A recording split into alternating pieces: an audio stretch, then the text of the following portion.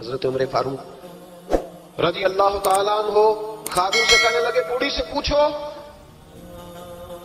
اما السلام علیکم. وعلیکم السلام. اما کیا بات ہے؟ تو اما کہنے لگی جاؤ دوڑو, تمہیں کیوں بتاؤں, دیہات کی سیدھی سادی بی بی, جاؤ بھاگ جاؤ. نہیں اما مہربانی کرو اندر تو آنے دو. بڑی محنت کے بعد اما مانی. عمر فاروق عام آدمی نہیں جس سے دنیا کامتی ہے.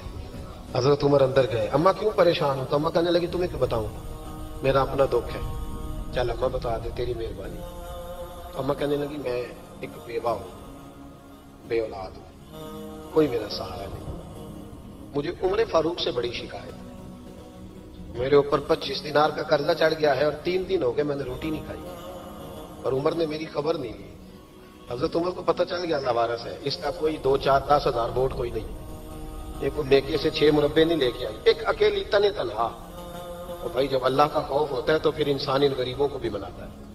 پھر ریڑھی والے کی بھی اہمیت بڑھ جاتی ہے, پھر رکشے والے کی قدر بھی بڑھ جاتی ہے. حضرت عمر فاروق رضی اللہ تعالیٰ عنہ کہنے لگے اماں عمر سے شکوہ ہے؟ کہاں؟ جناب عمر کہتے ہیں میں نے ایک جملہ کہا تو اماں نے تو مجھے لاجواب کر دیا. میں نے کہا اماں عمر کو کیا پتا کہ تو بھوکی ہے اور مقروض ہے, اسے کیا خبر؟ تو اماں کہنے لگی کیا کہا تم نے؟ عمر کو خبر نہیں, اسے پتا نہیں. تو عمر سے کہو نا چھوڑ دے حکومت, اس کے حوالے کرے جو خبر رکھ سکتا ہے. کیوں بیٹھا ہے ابھی؟ ہمارے حکمران کہتے ہیں ابھی میں صدمے میں ہوں, نکلوں گا تو بات کروں گا. نہ ادھر ادھر کی تو بات کر, یہ بتا کہ قافلہ کیوں لٹا. مجھے راہزنوں سے غرض نہیں, تیری راہبری کا سوال ہے. ہاں تجھے جواب دینا پڑے گا. حضرت سیدنا عمر فاروق رضی اللہ تعالیٰ عنہ سے اماں کہنے لگی نہیں خبر رکھ سکتا تو حکومت کیوں کرتا ہے, چھوڑتا کیوں نہیں؟ تو حضرت عمر کہتے ہیں میں کانپنے لگا. دوڑے گئے جناب عمر. میں نے کہا اس اماں کا 6000 ووٹ نہیں کہ اس کی قدر کی جائے. یہ اماں کوئی بہت آکسفورڈ یونیورسٹی کی ڈگری ہولڈر نہیں کہ اس کی بات مانی جائے, کہ لوارث اور بیوہ بی بی. عمر دوڑے گئے, گھر سے اناج کا تھیلا کندھے پہ رکھا, 25 دینار بھی لیے, پکا پکایا کھانا بھی لیا. خادم کہنے لگا حضور مجھے دے دے میں اٹھا لیتا ہوں. تو حضرت عمر فرمانے لگے چل وعدہ کر قیامت کے دن بھی میرا بوجھ اٹھائے گا.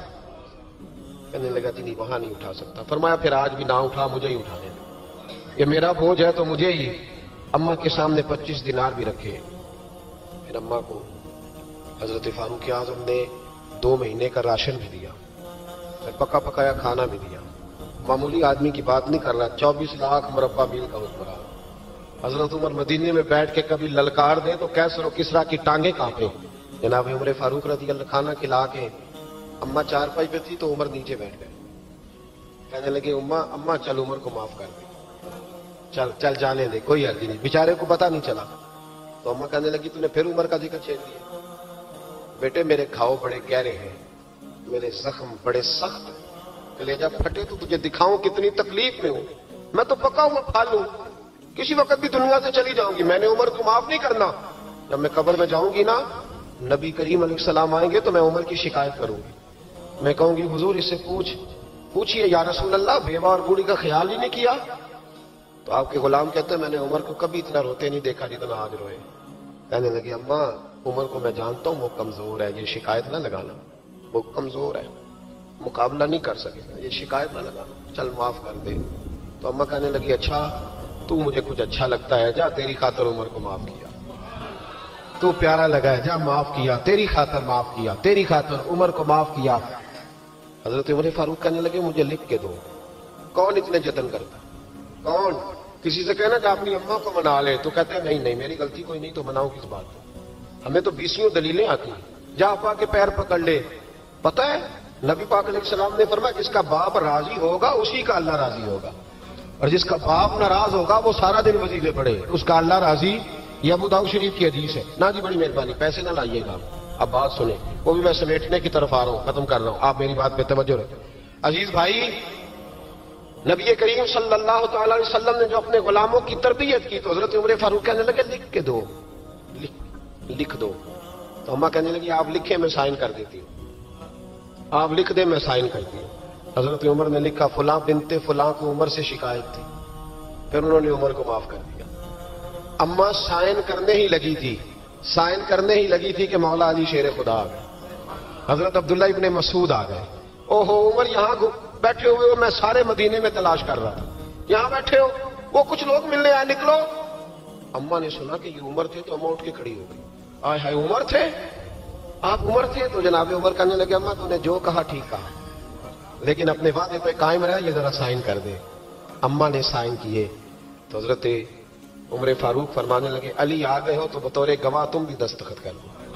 عبداللہ ابن مسعود تم بھی بطور گواہ جب سائن ہوئے تو جناب عمر نے رکا لپیٹا اور مولا علی شیر خدا سے فرمانے لگے علی یہ رکھ لو, مجھے لگتا ہے میں تم سے پہلے دنیا سے جاؤں گا, اور جب میں پردہ کر جاؤں نا تو یہ رکا میرے کفن میں رکھ دینا.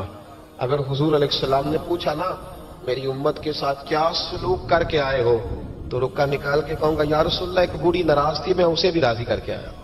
حضور یہ میں راضی.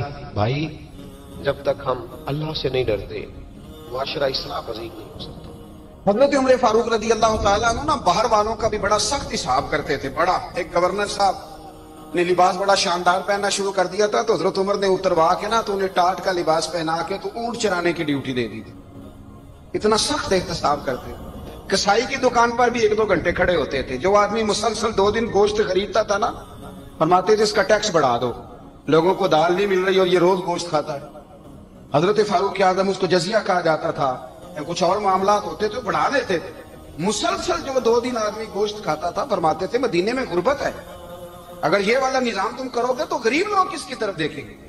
لیکن اس سے زیادہ بڑھ کر جو ان کی زندگی کا معیار اور سٹیٹس تھا وہ یہ تھا کہ اپنے گھر کا خاص خیال رکھتے, خاص توجہ کرتے.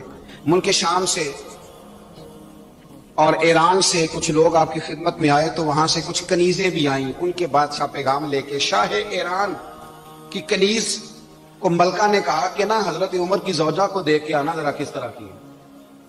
ہمارے ملک میں کیا کہتے ہیں, خاتون اول جی, خاتون باقی سارے دونوں میں خاتون اول, ذرا خاتون اول کو دیکھ کے آنا. تو وہ جب آئی نا گھر میں ملنے تو کہا کہ مجھے میری ملکہ نے کہا تھا کہ عمر کی زوجہ سے اہلیہ سے ملاقات کر کے آنا. تو حضرت عمر کی اہلیہ نے نا ایک جوڑا کپڑوں کا دے دیا ملکہ کے لیے اور ایک خوشبو کی شیشی دے دی. اب جب وہ تحفے وہاں گئے تو اس ملکہ نے نا کچھ سونے کا سامان بھیجا, کچھ زیورات بھیجے, کچھ تحائف بھیجے. جب حضرت عمر کے گھر آئے نا وہ خادم لے کے آیا, اس نے کہا جی آپ کی اہلیہ نے تحفے بھیجے تھے. تو جواب میں شاہ ایران کی بیوی نے یہاں جس ملک کا وہ سفیر تھا انہوں نے بھی یہ بھیجے. تو حضرت عمر فاروق نا وہ تحفے لے کے گھر گئے تو جا کے کہنے لگے اپنی اہلیہ سے یہ تو کب سے تحفے تحائف بھیجنے لگ گئی ہے, یہ کب سے نظام شروع ہو گیا؟ تو کہ حضور تحفہ دینا لینا تو ٹھیک ہے, سنت ہے, محبت بڑھتی ہے, تو یہ کوئی کباہت نہیں, اور میں نے اپنی ذاتی استعمال کے لیے جو چیزیں رکھی تھی وہ میں نے دی ہیں. تو حضرت عمر فاروق رضی اللہ تعالیٰ عنہ فرمانے لگے ہم نے کسی ملک کے ساتھ اور اس کے بادشاہ کے ساتھ ذاتی تعلق نہیں بنانا, تعلق جو بھی بنے گا رسول اللہ کے دین کی برکت سے بنے گا. ذاتی رشتے نہیں ہم نے قائم کرنے. ذاتی آپ کے ملک کی جو ایئر لائن جس کا ہر سال خسارے کا ڈھنڈورا پیٹا جاتا ہے نا, وہ ہمارے بادشاہ صاحب اور صدر صاحب اگر غیر ملکیوں کو گھوڑا کبھی بھیجنا ہو نا, گھوڑا, تو پورا ایک جہاز گھوڑا لے کے تحفے میں جاتا ہے, پورا جہاز. غریب قوم کا یہ سرمایہ, اور قوم بڑی بادشاہ ہے, لائنوں میں لا کے ووٹ دیتی ہے. 2 کام ہمیشہ لائن میں لا کے کرنے, ایک بل لائن میں لا کے جمع کرانا ہے اور ایک ووٹ لائن میں لا کے, تاکہ پھر پورے 5 سال لائن میں ہی لگے رہیں. مرضی سے آپ ووٹ دینا, پر جو بات درست ہے اس کو سنو.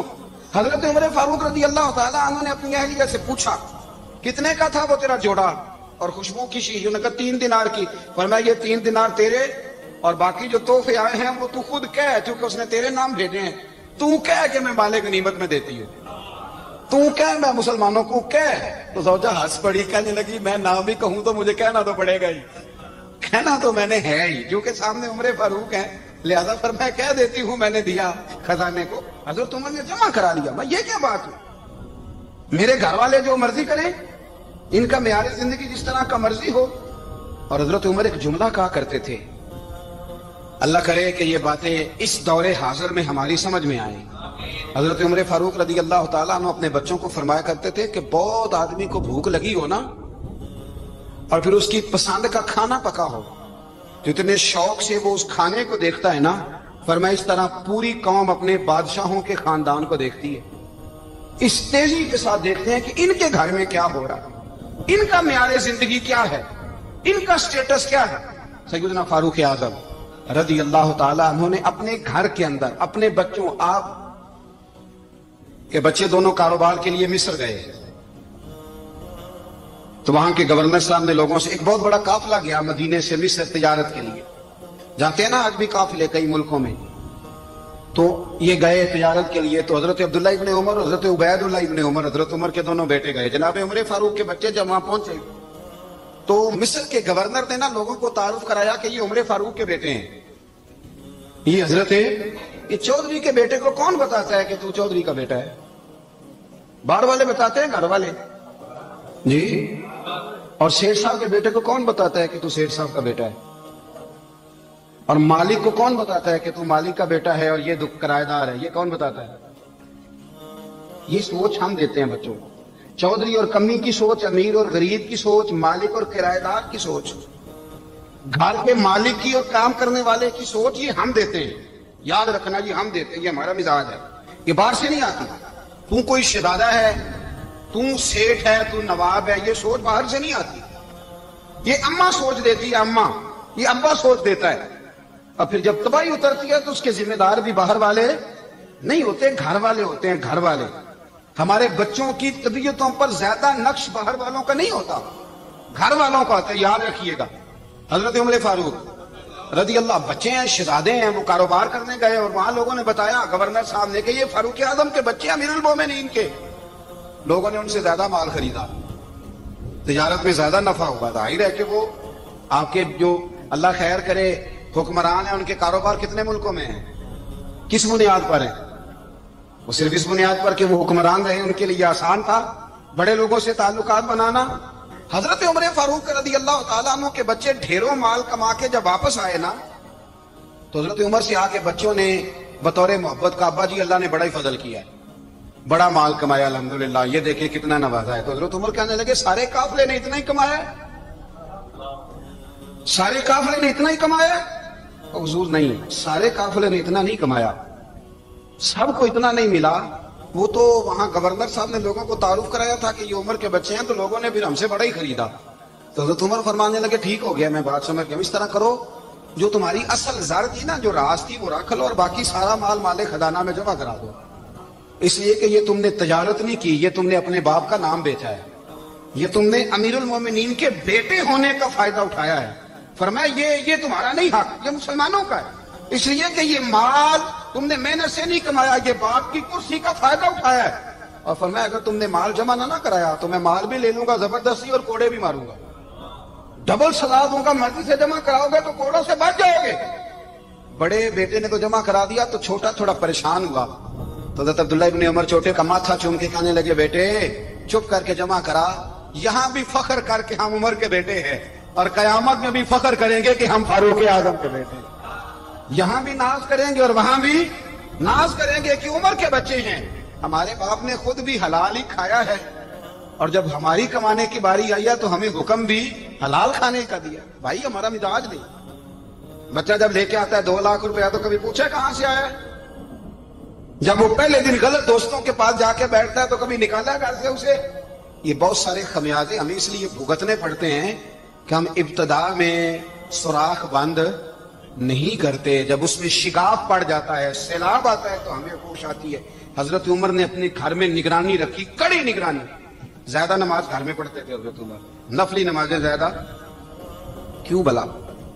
بھائی یاد رکھیں کہ آپ نے اگر سجدہ کرنا ہے تو بچہ لیٹ جائے گا، وہ اسے پتا کوئی نہیں سجدہ کیا ہے، لیکن جب گھر میں کبھی قرآن ابا جی کھول لینا، جب ابا جی کا موڈ بن جائے نا لیکچر دینے کا، وہ گھر میں شروع ہو جاتے ہیں، کہتے ہیں آپ لوگ نماز نہیں پڑھتے اس لیے میرے کاروبار میں برکت کوئی نہیں، تم سویرے قرآن پاک نہیں کھولتے تو میں تباہ ہو گیا۔ تو میاں آپ نے کب گھر میں قرآن پاک کھولا تھا؟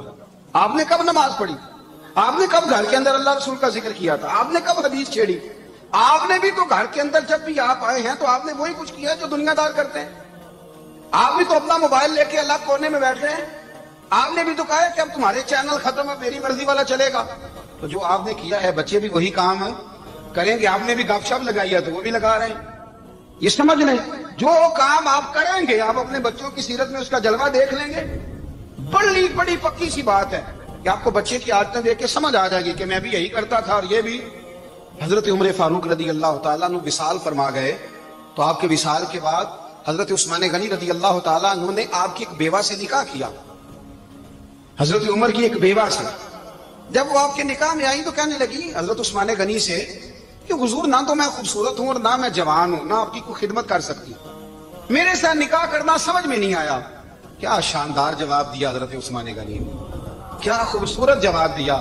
فرمانے لگے میں نے اس لیے نکاح نہیں کیا کہ مجھے تمہارے حسن سے دلچسپی تھی یا تمہاری خدمت کی ضرورت تھی، میں نے تو اس لیے نکاح کیا ہے کہ مجھے بتاؤ عمر فاروق گھر کے اندر اپنے رب کی عبادت کس طرح کرتے تھے، وہ قرآن پاک کس طرح پڑھتے تھے، وہ رویا کیسے کرتے تھے، استغفار کا طریقہ کیا، کس وقت کس انداز میں وہ اپنے رب کو یاد کرتے تھے۔ اس لیے کہ عمر کئی دفعہ گھر سے آتا تھا تو میں اس کے چہرے پر نور دیکھا کرتا تھا، میں روشنی دیکھتا تھا، ایک معیار دیکھتا تھا۔ نکاح اس لیے کیا ہے کہ مجھے عمر کی جو گھر کے اندر کی عبادت ہے اس سے آگاہ کرو، تاکہ عثمان غنی بھی چاہتے ہیں اس طرح کے عمل کرو جس طرح کے عمر فاروق کر کے گئے۔ بھائی جب تک ہم اپنے گھر میں وہ توجہ نہیں دیں گے، وہ مزاج دیکھیں نا، ہمارے گھروں میں جب نقشہ پاس ہوتا ہے تو ٹی وی لان بھی اس میں ہوتا ہے، ڈرائنگ روم بھی ہوتا ہے، نماز کی جگہ بھی ہوتی ہے نقشے میں۔ صحابہ جب گھر بناتے تھے تو ایک مسجد بیت کا نقشہ پاس کرتے تھے، ذہن میں رکھتے تھے کہ یہ کونا نماز کے لیے، وہاں جوتے لے کے کوئی نہیں جائے گا، وہاں نماز پڑھی جاتی تھی، عورتیں وہاں اعتکاف کرتی۔ ٹی وی لان تو آ گیا ہے اور گھر کے اندر ٹی وی رکھنے کے لیے تو ایک کمرہ الگ سے بنا دیا گیا ہے، اور اب جو نئے نقشے پاس ہو رہے ہیں اس کے اندر گھروں کے اندر جگہ بنائی گئی ہے جہاں کمپیوٹر رکھے جائیں، اور بچوں کے لیے وائرنگ ہوگی نیچے تاکہ انہیں کوئی مشکل درپیش نہ ہو۔ یہ ساری چیزیں ہم نے نہانے کے لیے گھروں کے اندر اتنے بڑے واش روم بنائے ہیں کہ لگتا یہ ہے کہ سوائے نہانے کے اور کام ہی نہیں کوئی گھر میں ہوگا، ہر چیز آ گئی۔ پر اللہ کرے کوئی تفسیر بھی ٹیبل پہ پڑی نظر آئے، کوئی حدیث کی کتاب بھی ٹیبل پہ پڑی نظر آئے۔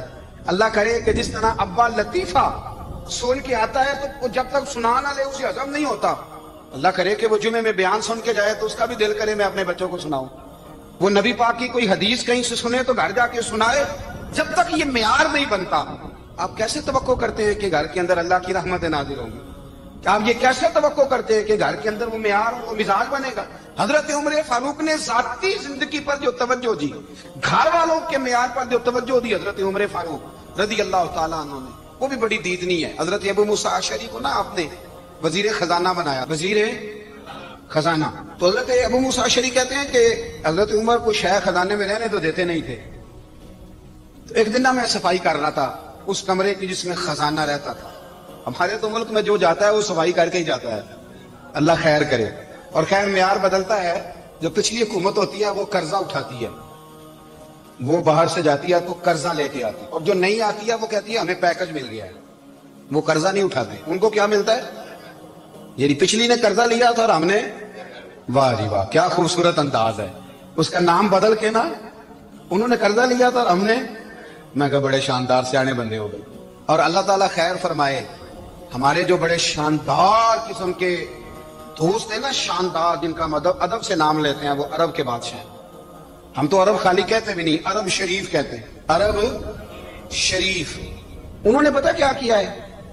انہوں نے اس طرح کیا ہے کہ جو کشمیریوں کا قاتل تھا نا اس کے گلے میں میڈل ڈال دیا۔ یہی کام وہ کرتے رہتے، انہوں نے پہلے انہیں بلا کے مندر بھی بنوائے تھے، ہمیں کوئی شکوہ نہیں، ان کی زمین ہے، اللہ تعالیٰ توفیق عطا کرنے والا ہے۔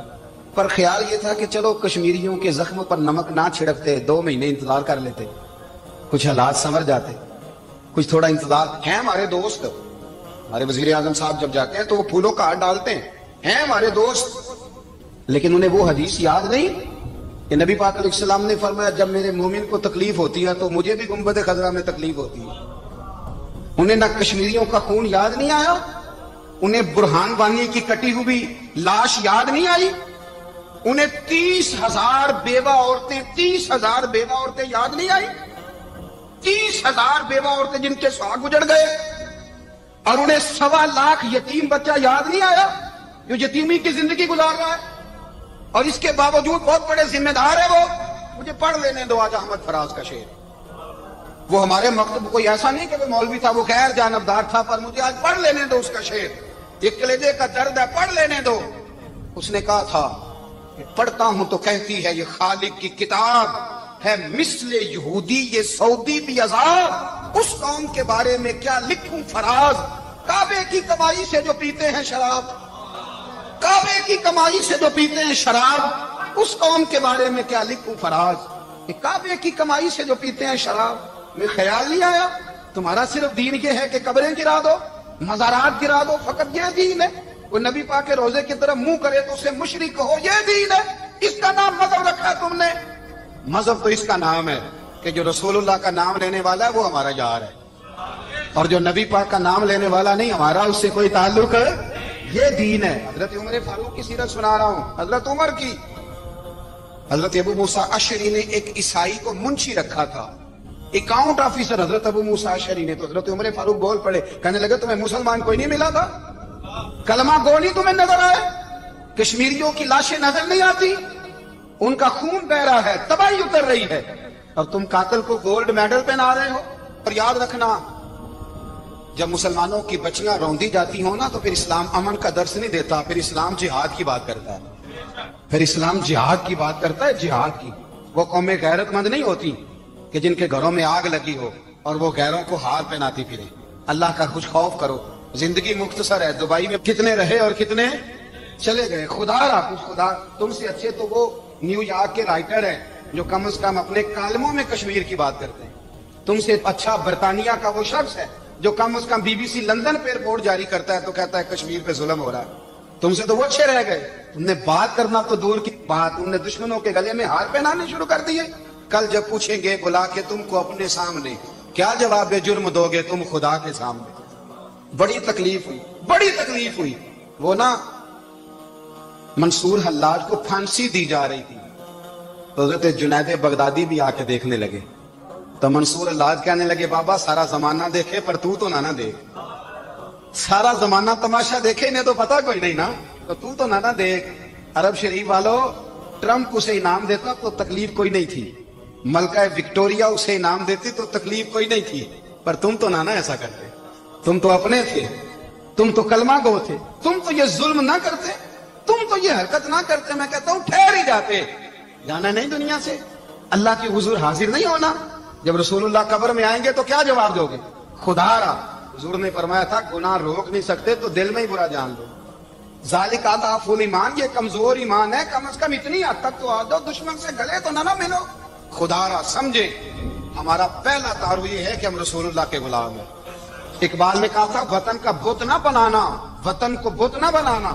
اقبال کہنے لگے ان تازہ خداؤں میں بڑا سب سے وطن ہے, جو پیرہن اس کا ہے وہ مذہب کا کفن ہے. اس لیے کہ بازو تیرا توحید کی قوت سے قوی ہے, اسلام تیرا دیس ہے. اسلام تیرا دیس ہے. کیونکہ تو مصطفی ہے, تو نبی پاک والا ہے, مصطفیٰ والا. اسلام تیرا دیس ہے, تو مصطفی ہے. امریکہ میں جو مسلمان رہتا ہے ہمارا بھائی ہے, اور پاکستان میں جو مرزائی رہتا ہے اس سے ہمارا کوئی تعلق نہیں ہے. حضرت عثمان غنی نے اپنے چچا کے بیٹے سے کہا تھا کہ تو کلمہ نہیں پڑھتا تو تیرا میرا رشتہ کوئی نہیں. بلال حبش سے آیا ہے پر میرے نبی کا غلام ہے تو سگے بھائیوں سے بھی آگے ہے. ہزاروں قومیں وجود میں آئیں دہر میں خشک تر کے رشتے سے, پر ہم نے بنیاد دوستی رکھی یاد خیر البشر کے رشتے سے. اپنی ملت پر قیاس اقوام مغرب سے نہ کر, خاص ہے ترکیب میں قوم رسول ہاشم. کچھ خیال کریں. پہلا تعارف دین ہے, اگر دین نہیں تو پھر کسی وطن کی کوئی ضرورت. اس لیے کہ پاکستان کا تصور اقبال نے پیش کیا نا, تو اقبال کہنے لگے ان تازہ خداؤں میں بڑا سب سے وطن ہے جس کو تم بت بنا کے پوجتے ہو. ہمارا وطن تو ہمیں جان سے زیادہ پیارا ہے, پر پہلے پاکستان نہیں, پہلے اسلام. پہلے اسلام تیرا دیس ہے, تو مصطفی ہے. تو آمد امبر سے مطلب حضرت عمر فاروق رضی اللہ تعالی عنہ. حضرت سیدنا ابو موسیٰ اشعری کہتے ہیں کہ میں نے نا صفائی کی, مال غنیمت کی میں نے صفائی کی, تو ایک دینار مجھے نا کہیں پڑا ہوا مل گیا. تو فرماتے ہمیں اجازت ہوتی تھی کہ ایک آدھ دینار ہم اپنی مرضی سے کہیں خرچ کر. تو حضرت عمر کے بیٹے گزر رہا تھا, تو حضرت ابو موسیٰ اشعری کہتے ہیں میں نے صفائی کی تو ایک دینار نکلا, تو میں نے وہ ایک دینار نا حضرت عمر کے بیٹے کو دے دیا. میں نے کہا لو بیٹا اپنے چچا کی طرف سے تحفہ. تو گھر جا کے انہوں نے حضرت عمر کو بتایا کہ چچا نے پیسے دیے ہیں, چھوٹے بچے تھے. حضرت عمر نے حضرت ابو موسیٰ اشعری کو بلا لیا اور بلا کے فرمانے لگے میں تو تمہیں اپنا دوست جانتا تھا, تو نے میری اولاد کو ہی دنیا دار بنانا شروع کر دیا, میرے بچوں کو ہی تم نے دنیا دار پیسوں پہ لگانا شروع کر دیا. میں تو تمہیں یار سمجھتا تھا. فرمایا تمہیں چاہیے تھا میرے بیٹے کو نصیحت کرتے کہ بیٹا پیسوں سے رب راضی نہیں ہوتا, اس کی رضا والے کام کیے جائیں تو رب راضی ہوتا ہے. اور فرمایا تمہیں کوئی اور گھر نہیں ملا تھا تباہ کرنے کے لیے, میرا ہی گھر ملا تھا. اٹھاؤ اپنا دینار اور خبردار آج کے بعد میرے بچوں کے ساتھ یہ والی نیکی نہ کرنا. اور ہمارا کیا سٹیٹس ہے؟ دوستی ہے ہی اس سے جو تحفے زیادہ دے, جو بچوں کو خراب کرنے میں مدد زیادہ کرے اس کے ساتھ گرا. حضرت عمر نے گھر پہ اور سب سے بڑھ کر اپنی ذات پہ توجہ کی. حضرت ابو مالک رضی اللہ تعالیٰ عنہ کہتے ہیں میں عمر کے پیچھے پیچھے ایک باغ میں گیا, اکثر اس باغ میں جایا کرتے, اور عمر جا کے نا تو درخت کے نیچے بیٹھ گئے اور فرمانے لگے وہ امیر المومنین اللہ سے ڈر جاؤ, ورنہ جس رب نے حکومت دی ہے وہ عذاب بھی بڑھا دے گا, ڈر جا رب سے. کبھی ساری زندگی حضرت عمر نے اپنا کوئی تعارف نہیں کرایا, کبھی نہیں. ایک بندے نے آپ کے سامنے تعریف کر دی آپ کی تو فرمانے لگے تو خود بھی ہلاک ہوا اور مجھے بھی ہلاک کر دیا, کیا ضرورت پڑی ہے میری تعریفیں کرنے کی؟ اتنی دیر میری تعریف میں لگائی, اللہ کا ذکر کرتا رب تجھے ثواب دیتا, حضور پہ درود پڑتا تو رب تیرے اوپر رحمتیں نازل کرتا. کس چکر میں ہے؟ آج جتنا اچھی کوئی خوشامد کرے اتنی اچھی بشارت ملتی ہے, جتنی اچھی اس کو جو ہے وہ چاپلوسی کرنی آئے درجہ بھی اسے اتنا ہی اچھا ملتا ہے. حضرت عمر فاروق رضی اللہ تعالیٰ عنہ آپ کے بیٹے کہتے ہیں, صاحب فتوح شام نے لکھا ہے, آپ کے صاحبزادے کہتے ہیں میں نکلا تو میرے ابا جی نا اپنی پشت پر مشکیزہ رکھ کے کنویں سے پانی بھر کے آ رہے, میں دوڑ کے آ گیا, میں نے کہا ابا جی مجھے دے دے. فرمانے لگے بیٹا تیرا کیا خیال ہے, کوئی اور نہیں تھا مشکیزہ بھر کے لانے کے لیے, تیرا کیا خیال ہے؟ کہا ابا جی بڑے لوگ تھے پر آپ کیوں اٹھا رہے؟ فرمانے لگے نفس نا ذرا میرا بڑا ہو گیا تھا, اسے ذرا ذلیل کر رہا ہوں, ذرا اپنا محاسبہ کر رہا ہوں, یہ مجھے کہہ رہا تھا تو بڑی چیز ہے, تو میں نا ابھی مشکیزہ گھر رکھ کے آؤں گا, پھر تیری ماں نے مجھے کہا ہے کہ گھر میں لکڑیاں کوئی نہیں جلانے کے لیے, پھر میں جنگل سے لکڑیاں کاٹ کے لاؤں گا. اب میں امیر المومنین بن کے نا تو میرا نفس تھوڑا بڑا ہو گیا. اب یقین کریں ہمارا آزما خراب ہو جاتا ہے جب تک ہمارا تعارف صحیح نہ ہو, ہمارا تعارف ٹھیک نہ ہو, میں یہ ہوتا ہوں میں وہ ہوتا ہوں, چھوڑ مٹی دہتے مٹی رہنا ہی, مٹی دہتے مٹی رہنا ہی, ایویں کادی بلے بلے اج مٹی دے اتے بندیا تے کل مٹی دے تھلے, مٹی دہتے مٹی رہنا ہی کادی بلے. مجھے پوچھ لو, مجھے جان لو, میرا نام لے لو, میں بھی آیا ہوں, میں بھی ہوتا ہوں, میرا بھی یہ تذکرہ ہے, میں بدکار پرانا خادم کسے در ملی نہ ٹوئی, یہ تے واصف یار نے نظر جو کی تھی تے واصف ہی ہوئی. یہ تو بڑی بات کی بات ہے, تو بات کی بات ہے صاحب, ورنہ من دانم کے من دانم, جو ہم ہیں اس کا ہمیں پتا تو ہے نا بھائی. کبھی بھی یہ جو ذات کا چکر ہے نا, میں بھی ہوں مجھے بھی, او بھائی یاد رکھو میں کون ہوں. یہ جو نام نمود اور یہ خواہشیں اور یہ جو وقار, یہ تو کمزور لوگوں کا طریقہ ہے. جس کو اپنا تعارف کرانا پڑ گیا اس سے بھی زیادہ کمزور کوئی ہے, فوٹو میں دکھاتا پھرتا ہے فلانے کے ساتھ فوٹو فلانے, تو کمزور بندہ یہ کام کرتا. حضرت عمر فاروق اللہ اکبر, حضرت عمر جیسا بندہ 24 لاکھ مربع میل کا حکمران, اور شاہ روم کو خط لکھ کے کہتا ہے میں منت نہیں کرتا میں حکم دیتا ہوں. نہ تگڑا بندہ. جنگ قادسیہ کے لیے حضرت سعد بن ابی وقاص کو بھیجا, فتوح الشام پڑھ کے دیکھیں. حضرت عمر بڑے پریشان ہیں, اتنے دن ہو گئے کوئی رپورٹ ہی نہیں آئی. اب تو موبائل ہے نا, تو ایک منٹ کی رپورٹ لیں آپ, بلکہ آپ ایک منٹ کی فوٹو لیں, آپ رپورٹ تو دور رہ گئی.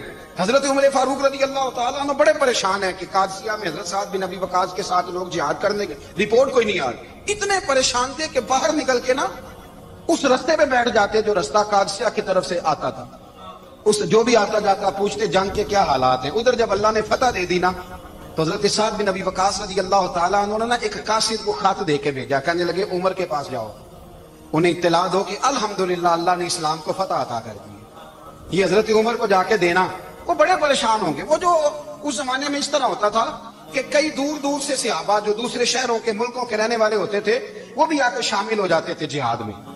کوئی ایک دفعہ مدینے آیا, کوئی 2 دفعہ آیا, پھر اپنے اپنے علاقوں میں. بہت سارے لوگوں نے زیادہ دفعہ حضرت عمر کو دیکھا بھی نہیں تھا. وہ جو قاصد خط لے کے آیا تھا نا, اس نے ایک آدھ دفعہ دیکھا تھا, حضرت عمر بوڑھے ہو گئے, وہ پہچانتا نہیں تھا. میری بات کی سمجھ آ رہی ہے آپ حضرات؟ ادھر سے وہ خط لے کے آ گیا. حضرت عمر مدینے سے باہر نکل کے اس روڈ پہ بیٹھے تھے جو قادسیہ سے آتا تھا. جب اس آدمی کو آتے دیکھا تو حضرت عمر اٹھ کے کھڑے ہو گئے, فرمانے لگے قادسیہ سے آ رہے ہو؟ وہ کیا کہتا ہے, پٹے پرانے کپڑے, ٹوٹے ہوئے جوتے, سر پہ پرانی پگڑی. کہنے لگے غلام مدینے کے رہنے والے ہو؟ حضرت عمر کہنے لگے ہاں مدینے کا ہوں. کہا میں قادسیہ سے آیا ہوں, الحمدللہ اللہ نے اسلام کو فتح دے دی ہے, الحمدللہ کفر کی کمر ٹوٹ گئی ہے. اس نے یہ بات کر کے تو گھوڑے کو ایڑی لگائی, گھوڑا دوڑنے لگا مدینے کے. حضرت عمر بھی ساتھ ساتھ دوڑ رہے ہیں. فرمانے لگے اچھا بتاؤ خالد بن ولید کا کیا حال ہے؟ تھوڑا آگے جا کے فرمانے لگے اسامہ بن زید کیسے ہے؟ وہ کہتا ٹھیک ہے. پھر اس نے اور گھوڑا, عمر ساتھ ساتھ دوڑ رہے ہیں, ساتھ ساتھ 24 لاکھ مربع میل کا حکمران, ایک جوتا پیر سے نکل گیا, عمر دوڑ رہے ہیں. آگے جا کے پوچھتے ہیں سعد بن ابی وقاص کا کیا حال ہے؟ کہ حضور وہ بھی ٹھیک ہے. کتنے لوگ میرے شہید ہو گئے مسلمانوں میں سے؟ کہنے لگا صحیح گنتی کا نہیں پتا, یہ لفظ ادا ہوتے ہوتے مدینے کی سرحد آ گئی. لوگوں نے عمر کو گھوڑے کے ساتھ دوڑتے دیکھا تو کہا امیر المومنین کیوں دوڑ رہے ہیں؟ وہ غلام چھلانگ لگا کے نیچے آیا, قدموں میں بیٹھ گیا, کہنے لگا حضور آپ نے بتایا ہی نہیں آپ امیر المومنین ہیں. آپ فرمانے لگے کیا بتاتا, میں تو اونٹ چلانے والے کا پتر ہوں, کیا بتاتا؟ وہ عمر ہوں جس نے اپنے گناہوں کا حساب دینا ہے, کیا بتاتا؟ جو سعد بن ابی وقاص کو جہاد پہ بھیج کے کچھ بزدلوں کی طرح گھر میں بیٹھا ہے, کیا بتاتا؟ کوئی حیثیت نہیں, کوئی طور. تو نے اچھا کیا, تو تو مجاہد تھا, مجھے ساتھ ساتھ دوڑایا, تو نے اچھا کیا. جتنے لوگ تھے چیخے مار کے رونے لگے. حضرت فاروق اعظم سے کہنے لگے عمر جب تک تیرے جلوے رہیں گے اللہ کامیابیاں ہی عطا فرمائے گا, جب تک تیرا رنگ رہے گا اللہ تعالیٰ نوازتا ہی رہے گا. کچھ نہیں, کبھی اپنا آپ ظاہر ہی نہیں کیا. بہت بڑے تھے, بہت بڑے تھے حضرت عمر, بڑے تھے, لیکن ساری زندگی اپنے محاذ. حضرت ابو رافع غلام تھے, قرآن پاک بڑا سونا پڑھتے تھے. حضرت عمر جب بھی انہیں ملتے کہتے ابو رافع تو عمر سے اچھا ہے, قرآن بڑا شاندار پڑھتا ہے. تو وہ کہتے حضور اگر میں قرآن صحیح پڑھتا ہوں تو آپ کو قرآن کی تشریح زیادہ صحیح آتی, آپ بھی تو مجھ سے افضل ہیں. تو آپ فرماتے نہیں پھر بھی تو مجھ سے افضل ہے. کیوں؟ اس لیے کہ تو اپنے غلام اپنے آقا کی نوکری بھی ٹھیک کرتا ہے اور رب کی عبادت بھی ٹھیک کرتا ہے, اور مجھے خالص صرف عبادت کرنی ہوتی ہے وہ بھی ٹھیک نہیں کر پاتا. ساری زندگی اپنا محاسبہ, ساری زندگی اپنے گریبان میں دیکھا, ساری زندگی اپنے آپ کو پرکھا, اپنے آپ کو ٹٹولا. 62 سال عمر بیت گئی. حضرت حذیفہ بن یمان ایک صحابی تھے, میرے نبی کریم علیہ السلام نا ان سے راز کی باتیں کرتے تھے. ہر بندے کا ہاضمہ ٹھیک نہیں ہوتا, سب سے راز کی بات نہیں کرنی چاہیے. حضرت حذیفہ بن یمان کہتے ہیں حضور راز کی باتیں بتاتے. مدینہ منورہ میں جو منافقین تھے ان کی لسٹ بھی نبی پاک نے حضرت حذیفہ بن یمان کو دی تھی. جب کوئی مشکوک آدمی مر جاتا نا تو صحابہ کہتے ہیں ہم دیکھتے اگر حضرت حذیفہ نے جنازہ پڑھا تو ہم بھی جنازہ پڑھ لیتے. نبی پاک نے بھی کچھ جنازے نہیں پڑھے, ترمذی میں ہے, فرمایا عثمان سے جو بغض رکھے اس کا جنازہ نہیں پڑھیں گے. حضرت حذیفہ بن یمان اگر جنازہ پڑھتے تو لوگ پڑھتے, وہ نہ پڑھتے تو لوگ جنازہ نہ پڑھتے. حضرت حذیفہ بن یمان کہتے ہیں جناب عمر فاروق کی خلافت کے آخری ایام تھے, کچھ دنوں کے بعد وہ شہید ہو گئے. فرماتے آدھی رات کا وقت تھا, میں گھر میں سویا تھا بڑا بے فکر, اچانک میرے دروازے پہ دستک ہوئی, میں گھبرا کے اٹھا, اتنی رات کو کون آیا؟ کہتے ہیں قربان جاؤں, دروازے پہ گیا تو امیر المومنین فاروق اعظم دروازے پہ. میں نے کہا عمر کوئی حکم تھا تو مجھے بلا لیتے. کہنے لگے میں نا امیر بن کے نہیں آیا, تیرا ویر بن کے آیا ہوں. امیر المومنین کی حیثیت سے سرکاری کام سے بلاتا تو وہاں بلاتا, مجھے ایک ذاتی کام پڑ گیا. کہتے میں نے عمر کو گھر کے اندر بلا کے چارپائی پہ بٹھایا. میں نے کہا حضور میں غریب آدمی ہوں, میں کیا آپ کے کام آ سکتا ہوں؟ تو کہتے انہوں نے نا مجھے ساتھ بٹھا لیا, پھر میرا ہاتھ پکڑ لیا. کہنے لگے تو عمر کو جانتا ہے؟ عمر جھوٹ نہیں بولتا. تو جانتا ہے؟ عمر وعدوں کا پکا ہے. کہا حضور جانتا ہوں. کہا میں اس وقت آیا ہوں جب دیکھ بھی کوئی نہیں رہا. حضرت حذیفہ بن یمان کہتے ہیں پریشان ہو گیا, حضور پہلیاں نہ بجھوائے, مہربانی کر بتائیں کدھر آئے ہیں. حضرت عمر فاروق فرمانے لگے 62 سال کا ہو گیا ہوں, 63 میں چل رہا ہے, داڑھی سفید ہو گئی ہے, الپک گیا, اٹھ فریدہ سوتیا, داڑھی آ گئی دور, اگا نیڑے آ گئی, پیچھا رہ گئی دور. اب نا اب قبر اشر کا معاملہ صاف نظر آنے لگا ہے. کہا حضور مجھ سے کیا چاہتے ہیں؟ حضرت عمر رو پڑے, کہنے لگے آج میں عشاء کے بعد نکلا ہوں تو نبی پاک کے صحابہ مجھے نیک کہہ رہے تھے, پھر میں نے بچوں کی ماں سے اور بچوں سے بھی پوچھا ہے, وہ بھی مجھ سے راضی ہیں. پر حذیفہ تیرے ساتھ نبی پاک راز کی باتیں کرتے تھے, سچ بتا کہیں عمر کا نام منافقوں میں شامل تو نہیں؟ سچ بتا ان منافقین میں تو شامل نہیں, کہیں اوپر سے تو نہیں سارا کچھ؟ حضرت حذیفہ بن یمان کہتے ہیں میں باپ کے مرنے پہ اتنا نہیں رویا جتنا عمر کے سوال پہ رویا. میں قدموں میں بیٹھ گیا, میں نے کہا نہیں عمر یہ تو میں نے نہیں سنا, لیکن یہ میں نے نبی پاک سے ضرور سنا ہے کہ میرے بعد اگر کوئی نبی ہوتا تو عمر ابن خطاب ہوتا. یہ میں نے اپنے کانوں سے سنا ہے کہ عمر جس گلی سے گزرے شیطان رستہ بدل جاتا. یہ میں نے اپنے کانوں سے سنا ہے کہ 950 سال حضرت جبریل جناب عمر کی شان بیان کریں تو پھر بھی بیان نہیں ہو سکتا. یہ میں نے ضرور سنا. دوستو ساری زندگی حضرت عمر نے अगर दूसरों का मुआसरा किया तो अपना और अपने बच्चों का भी कड़ा ख्याल रखा। अपनी जात पर बड़ी तवज्जो दी। जो लोग अपना भूल जाते ना, हमें अपनी सेहत का बड़ा ख्याल है लेकिन अपनी रूहानी जिंदगी का कोई ख्याल नहीं है, कल्बी जिंदगी का कोई तसव्वुर नहीं। आप यकीन करें, मोटा आदमी कमजोर होने के लिए जद्दोजहद कर रहा है, कमजोर ताकतवर होने के लिए, लेकिन जिसको कितने दिन बीत गए अल्लाह रसूल की याद में रोया ही नहीं, कितने दिन बीत गए ना सुनने को दिल ही नहीं चाहा, जिसे महीनों बीत गए और कुरान पाक की तरफ नजर ही नहीं गई, फिक्रमंदी नहीं। जिंदगी जिंदा दिली का नाम है, मुर्दा दिल क्या खाक जिया करते हैं। भाई, हजरत उमर की जिंदगी दौरे हाजिर में हमें यह सबक देती है कि कड़ी निगरानी रखो अपने पौधों की, कड़ा ख्याल रखो अपने जाती बाग का, और ये जो तुम्हारे दिल की दुनिया है, ये तुम्हारी रूह की जिंदगी है, इसका मुहासबा करते रहो। नबी करीम अलैहिस्सलाम ने फरमाया, अपना हिसाब खुद कर लो कबल इसके कि तुम्हारा हिसाब किया जाए। अपना हिसाब, बोलिए, अपना हिसाब। हम सारी दुनिया का हिसाब करते फिरते हैं, कोई कहां से कमाता है, कहां खाता है, पर अपना हिसाब, हुजूर ने फरमाया हिसाब कर लो कबल इससे कि तुम्हारा हिसाब। मौला अली फरमाते हैं, नमाज पढ़ लो कबल इसके कि तुम्हारी नमाज पढ़ी जाए, नमाज पढ़ लो कबल इसके कि तुम्हारी। अपना मुहासबा करें, थोड़ा सा ना ऊपर दाएं बाएं देखने की बजाय थोड़ी सी गर्दन झुका के ना। दरवेश कहते हैं, बुरे बंदे नो मैं लभन टुरिया ते जग ते मिलिया ना कोई, अपने अंदर चाहती पाई ते मैथों बुरा ना कोई। थोड़ी सी ना, थोड़ी सी अपनी तरफ तवज्जो दें। हम ना बेचैन वक्त गुजार रहे हैं, बेकरार हैं, बेसुकून है। सबब ये है कि हमने ना